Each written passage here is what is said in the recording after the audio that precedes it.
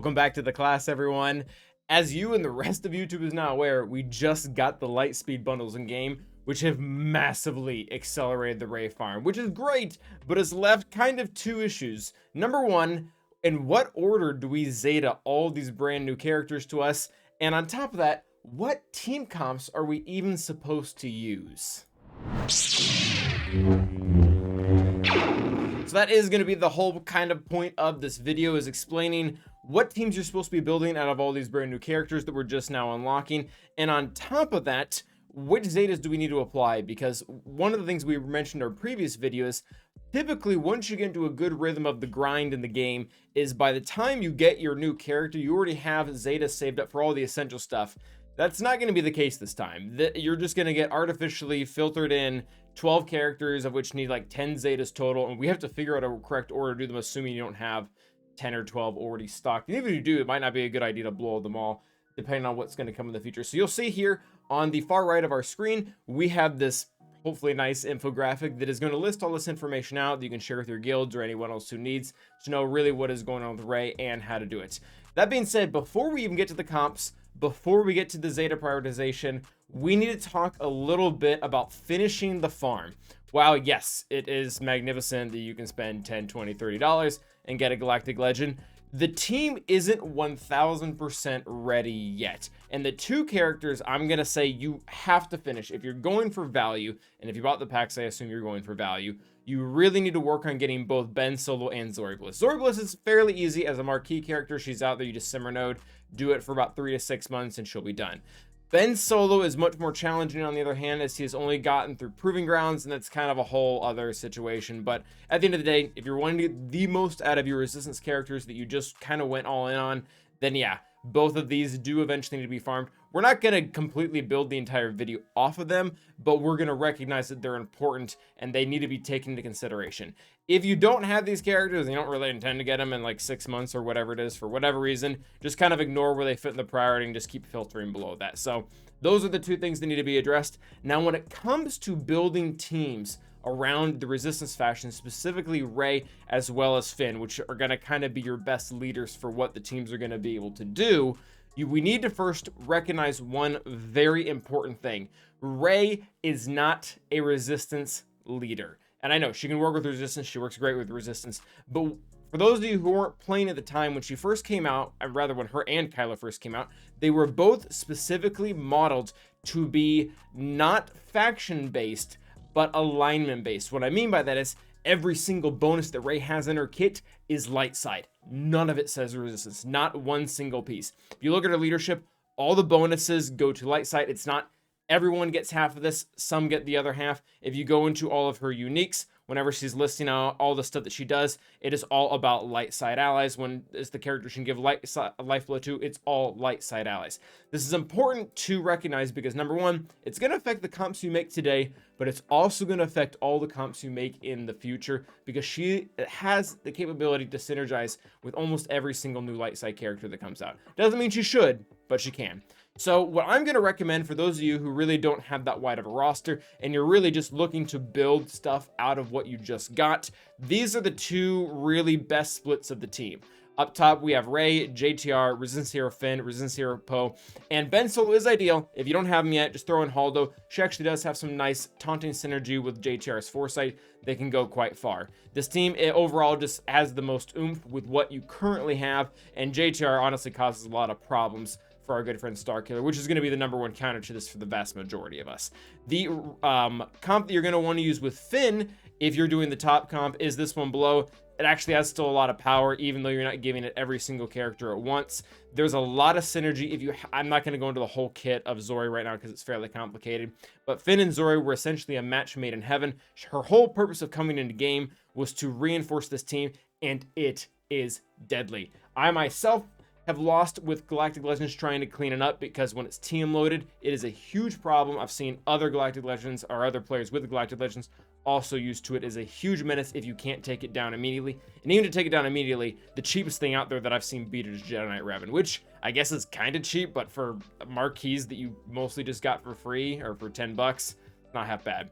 Again, going back to the concept of Ray as a light side leader and not a resistance leader, these are some ideas of other comps with Ray that you can use depending on what's best for your roster. She works great with all the light side scoundrels that are in the game. Putting Lifeblood on IG-11 makes him wildly tanky and very hard to kill. She can also function with droids because Zorii has some interesting interactions where she'll hide the weakest ally, which depending on who that is can really bolster the squad.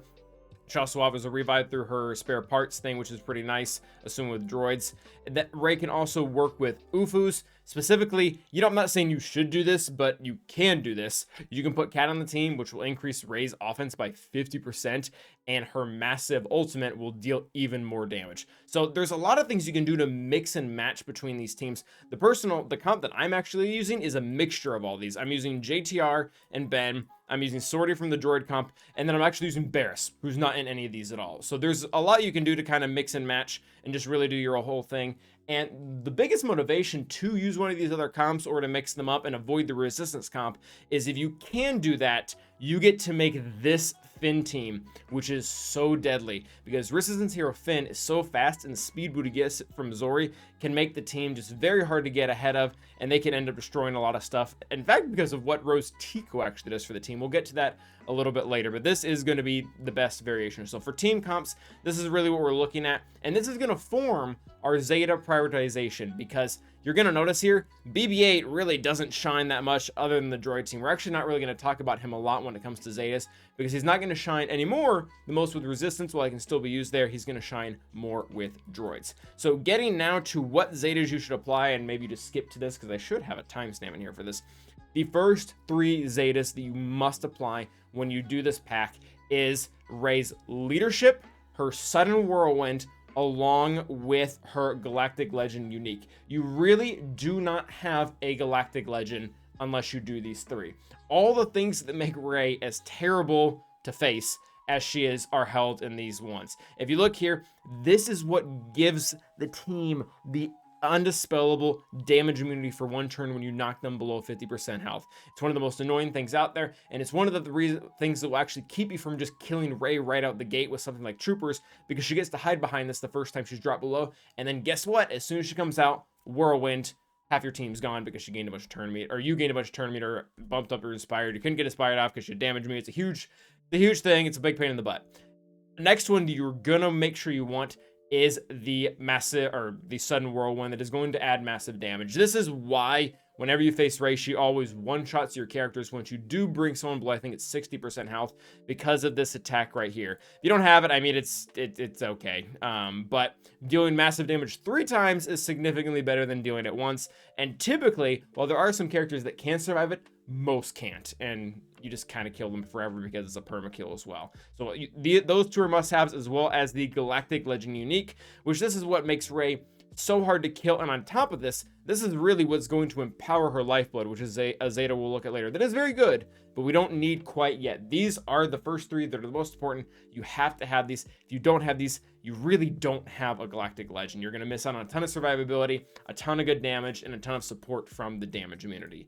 The next ones we want to look at are actually going to be for the Finn Zorii team. This is, again, assuming you've gone after, or you're going to go after Zorii, but having the Ray team at least functional with those 3 Zetas is great. And then if you can, you want to work towards these next. If you don't have Zorii, just continue down the line. Just kind of ignore the next 30 seconds to a minute that we're going to be talking about these and move on to whatever we have left on the list. So Finn's leadership is pretty important if you have Zorii Bliss on the team, because it's going to allow them to constantly refresh their cooldowns whenever they are hitting those exposes, as well as there's a bunch of turn meter mechanics as well. It's very good. It's one of the reasons why the team essentially cannot be debuffed. They can be debuffed, but they have 3 cleanses, assuming you're using the ideal team. And if they're always reducing those cooldowns, they always have one. And if you don't have all 5 of the characters, or I guess all 3 of the characters, ability blocked or stunned or whatever, they constantly keep bringing each other out, and it's very annoying to control, and they can just honestly rip you apart. So that is a very important one to have. Zori's as well, they add a lot of difficulty to taking the team down. One of the big ones, and this doesn't appear important, but it is when an ally gets tenacity up, all other allies get tenacity up, and when they have it, they have a 35% chance to inflict expose for 1 turn. The reason why this is such a big deal is because a lot of the attacks that the best resistance team has don't naturally have exposes on them. When Rose gets tenacity up, and she does, she's gonna give it to the whole team, and then everyone on your entire team can start landing those exposes. And this is really what makes the turn meter train go, because they're getting them a third of the time, stacked with all the other times they would normally get them, and the team just runs you. So very important to have. The next one up is Spice Runner. This is probably the least important of the three, and this is what will trip up specific team like Troopers, where a lot of the units will come into damage meter, or just in general end up gaining a bunch of turn meter and stealth and stuff like that. That makes it very challenging to beat with specific counters. So those are the next three. By this time, you already have your Ray team essentially built up with just the basics to get her functional. Your Zorii team is now super great. Now we need to come back to the Ray team once again and look at some of the other ones we need to start to fill the gaps in. So going back to Ray, we're not just going to completely finish her off. What we need to do next, after you've done her leadership, you've done Sun Whirlwind, you've done Galactic Legend, we need to fill in the holes with Lifeblood specifically, as well as Manifest Inspiration. Why Lifeblood is important is because when she gives this buff that cannot be dispelled to her ally, they are going to receive damage increased by 30% and damage dealt increased by 30%. So this is really great to put on Ben Solo, or really whatever attacker you have in the group. Number one, makes them a lot harder to kill, which is annoying for your enemy, but also gives them more power to kill, and just makes them overall a lot more effective in the team. Again, it's an buff that can't be dispelled, and she can keep putting it out. Well, she can only put it on once at a time, but she can keep putting it out every single time that she has an opportunity. It'll only stay on one character though. And as well as Manifest Inspiration, which this one's pretty nice. Light side allies with Inspired or Damage meter can't have their turn meter reduced. This is, again, trying to counter specific teams out there that are going to run off of turn meter reduction. If we actually look at one of the main counters to Ray, which is Starkiller, they have Stagger with Mara Jade, and this will help prevent that if your characters are inspired, which if you're playing everything correctly, they should be most of the time, unless the enemy really knows what they're doing and gets everything right. Last one. Yeah, so JTR is going to start to come into the scene, and JTR does play a very specific role on the Ray team. Number one, she's very annoying in general, but she's specifically annoying to the Starkiller counter, where every single time that Mara Jade or Emperor Palpatine or whoever is throwing out a massive amount of debuffs on the enemy team, if she has this Zeta, and this is why she's on this part of the list, I guess we'll take down this for a second. Whenever another ally suffers a debuff, or whenever another resistance ally gains secret intel, actually that part's not part of the Zeta, but when Ray suffers a debuff, she has a 40% chance to dispel all debuffs on herself. Basically what this means is you can't just shock and stun her and leave her alone and call it a day. Every single time you're going in to shock or stun her, she's going to not only has a chance to dispel that debuff, but she can dispel all of them on her. And again, when you combine this with the rest of the things that's happening, where she's gaining turn meter when you're throwing debuffs on everyone else, it's just massively annoying. Because once she gets out of it, she can again and use her Defiant Slash, where she can cleanse a resistance ally. And if the only resistance ally on that team is Ray, she'll cleanse Ray. And if Ray had like offense down and a bunch of other important debuffs, it's a whole mess. So very good Zeta that you're going to want on the team to be able to bolster it against.